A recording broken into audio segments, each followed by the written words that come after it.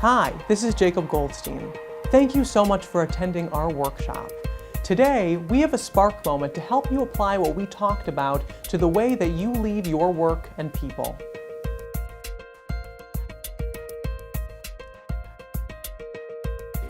Today, we're going to discuss difficult conversations. As you know from our workshop, we talked about two key questions to keep in mind.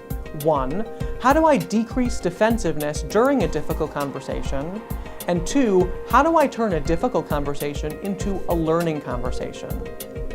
As you know, we talked about how there are three conversations that happen simultaneously within a difficult conversation. The what happened conversation, the feelings conversation, and the identity conversation. Today, we're going to focus specifically on the what happened conversation and the three common assumptions that we make within: the truth assumption, the intention assumption, and the blame assumption. In truth, we showcased this diagram. As you can see, both individuals are right, but are accusing the other person of being wrong based on their perspective. We often assume in difficult conversations that we are right and that the other person is wrong. Here, we discussed the benefit of turning it into a learning conversation by asking, what information am I missing?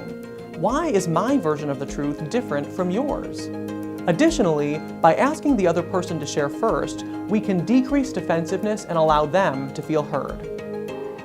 In intention, we talked about how intentions are almost always invisible. We make them up. We assume them based on the other person's behavior. Therefore, we discussed the benefit of separating intent from impact. While I do know what the impact of the situation was on me, I don't know what the other person intended, and I'm only going to assume positive intent. And lastly, in blame, we talked about how finding the person at fault only increases defensiveness and results in very little learning. Here, we switch from the words blame to contribution. Instead of finding the person to blame or the person at fault, we ask ourselves, what are all of the contributing factors that resulted in this situation?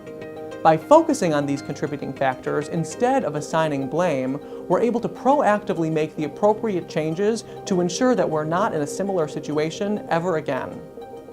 What will you do differently as a result of today's spark moment? We hope you found this helpful, and we look forward to continuing to support you on your leadership development journey.